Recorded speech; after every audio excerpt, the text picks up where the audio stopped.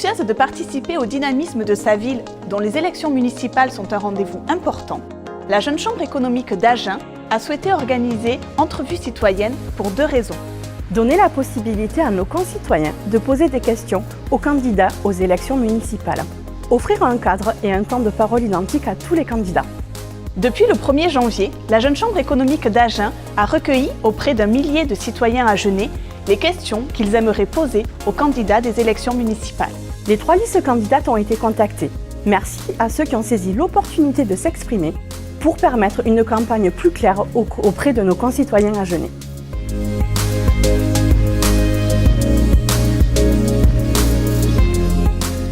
Bonjour Marie Scombre, merci d'avoir accepté l'invitation de la Jeune Chambre économique d'Agen dans le cadre de l'action Entrevue citoyenne. Bonjour à vous. Je vous rappelle le principe. 10 questions identiques pour tous les candidats, avec 2 minutes de réponse maximum par question. Passé ce temps, nous vous stopperons pour passer à la question suivante. Pourquoi êtes-vous candidate au poste de maire d'Agen? Alors pourquoi? Parce que je pense qu'il est nécessaire de porter la parole écologique dans toutes les collectivités. Je suis toujours élue régionale et j'interviens beaucoup au sein de régions de France, au sein des ministères, enfin dans des strates hautement établies au niveau national. Mais je pense que c'est sur le local que l'on peut faire les choses. C'est vraiment très certainement sur l'échelle locale de municipalité, d'intercommunalité, qu'on est en capacité de mettre en œuvre des politiques publiques qui seront vraiment performantes. Aujourd'hui, de nombreuses personnes se voient dans l'impossibilité de prendre des rendez-vous avec des médecins spécialisés sur Agen et sont obligées d'aller sur Bordeaux ou Toulouse. Qu'envisagez-vous pour solutionner ce problème? Alors nous avons écrit dans notre programme qui va sortir prochainement le fait de la création d'un centre de soins municipal. Parce qu'avant déjà avoir recours aux spécialistes, il y a vraiment besoin de donner l'accès aux soins au plus grand nombre d'entre nous.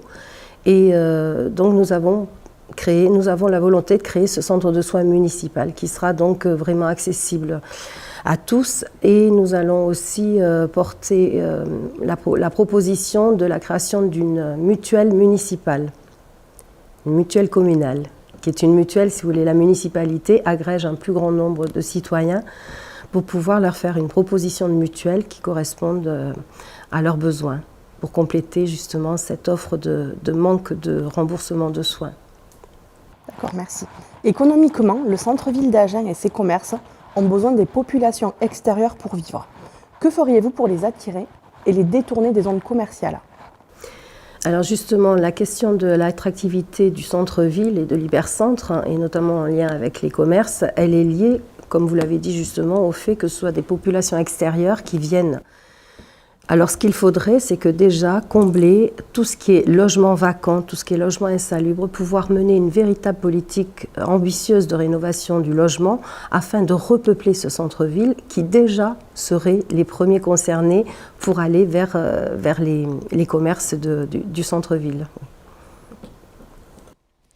De nombreuses villes développent les halles gourmandes où se mêlent commerce et convivialité. Agen vient de rénover son marché couvert. Pensez-vous vous appuyer sur ce lieu pour redynamiser le centre-ville? Oui, c'est un lieu qui a été rénové, donc c'est très intéressant. Maintenant, il faut penser à la question justement de cette accessibilité et de le rendre vivant. Pour ce faire, on a remarqué que ce marché couvert ne fonctionnait essentiellement que le samedi et le dimanche, le week-end.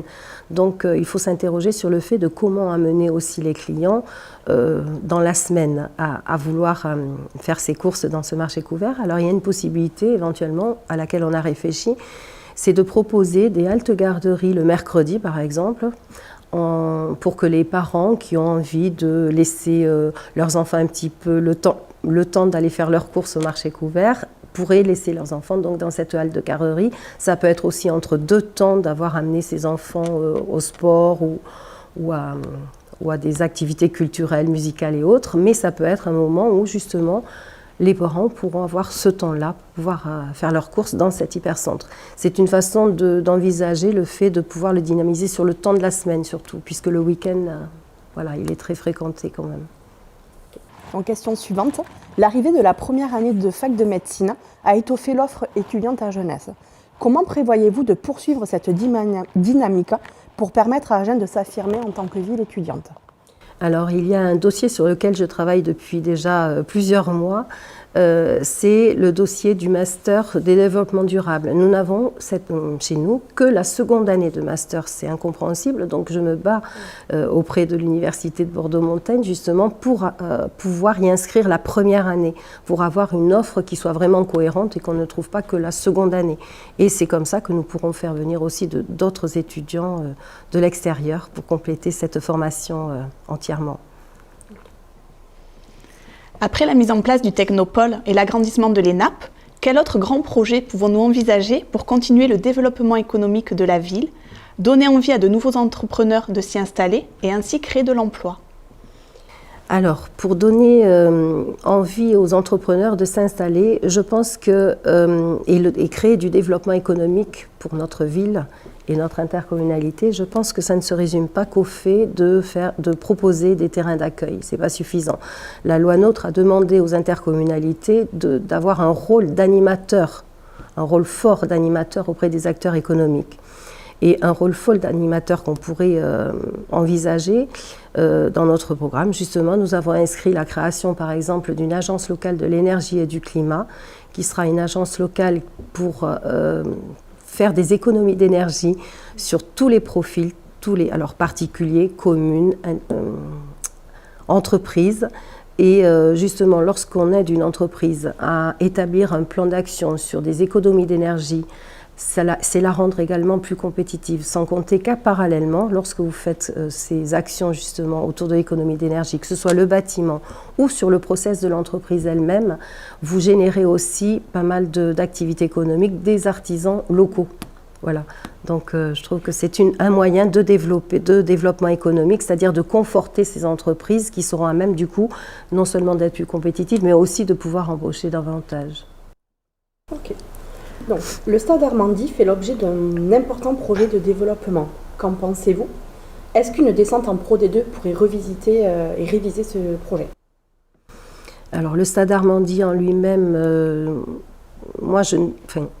je pense qu'il faut garder l'identité d'un territoire, c'est-à-dire que le rugby chez nous, le pruneau, etc., ce sont des identités fortes qu'il faut garder. Maintenant, jusqu'où doit s'arrêter la collectivité en soutien à un sport professionnel? Nous avons d'autres sports où il y a des professionnels, je pense à l'aviron, je pense à l'escrime, je pense à d'autres, voilà, où il y a eu des champions nationaux. Je pense qu'il faut avoir juste question gardée sur l'aide que l'on propose. La priorité concernant les stades, c'est évidemment la sécurité. Donc là, on ne tergiverse pas avec la sécurité. Donc tous les travaux qui auront nécessité sur la sécurité seront faits. Après, il y a l'aspect aussi association Armandie. C'est sûr. Donc là, il y a aussi énormément de choses à faire, peut-être prioritairement également. Donc voilà. D'accord. Aquasud, piscine couverte. Le lac de Passeligne, interdit à la baignade. Malheureusement, aucun point de baignade en extérieur n'est possible sur la commune. Avez-vous des idées pour y remédier ? Alors sur les points d'eau, déjà je pense que l'Aquasud c'est une piscine couverte certes, mais peut-être qu'il faut améliorer aussi le fait de l'accessibilité pour tous. Avant il y avait un système d'abonnement général qui a disparu, donc maintenant c'est au niveau de la tarification il faut revoir peut-être un petit peu et ouvrir aussi au plus grand nombre. Alors même si Aquasud a toutes les structurellement est formé pour accueillir un aspect presque professionnel du sport, peut-être créer des liens aussi avec le site de Pont-du-Casse où il y a, il faut peut-être raisonner sur ce niveau-là, sur un champ intercommunal plutôt que uniquement communal et voir ce que l'on peut faire, créer comme passerelle entre les autres communes qui bénéficient ou qui ont justement des structures déjà de type piscine ouverte. Okay. Donc accueillir une exposition de l'envergure de celle de Goya a permis de renforcer le rayonnement du musée d'Agen. Que prévoyez-vous pour continuer dans cette lancée et cette dynamique? Alors, je suis ravie de cette exposition. Je l'ai visitée avec le président Rousset la semaine dernière. C'est un bon élément. C'est dommage que ce soit juste dans le one-shot. Ce que nous envisageons, nous, c'est plus un rayonnement culturel beaucoup plus profond, beaucoup plus installé. Et nous souhaitons créer un pôle culturel, justement, un véritable pôle avec le conservatoire inclus dedans sur la la place du Pin, la porte du Pin, puisque ce coin, ce quartier-là, a besoin d'une nécessaire restructuration. Et ça sera l'opportunité d'y créer un véritable pôle culturel. Et la culture, ça ne se fait pas en une seule fois, sur une seule exposition. Elle se fait au quotidien, elle se fait au cœur des quartiers. Et c'est pour ça que ce pôle culturel sera vraiment une aubaine pour notre ville. Très bien. Nous arrivons à la fin de notre interview. Dernière question. De quoi aimeriez-vous être la plus fière à la fin de votre mandat si vous êtes élu? De quoi j'aimerais être la plus fière? Je pense que ce dont je serai la plus fière, c'est d'avoir vraiment créé une équipe forte au sein de cette municipalité. C'est-à-dire que mon souhait, c'est qu'on puisse continuer, et de toute façon, on le fera si nous sommes élus, à travailler avec une montée en compétences de chacun, avec un partage des pouvoirs, un partage de pouvoirs de décision. Et si jamais j'arrive à la fin de ce mandat à avoir vraiment une équipe qui puisse prendre la suite, je pourrais partir sereine, oui. Très bien. Merci Maryse Combe d'avoir joué le jeu et d'avoir répondu à nos questions.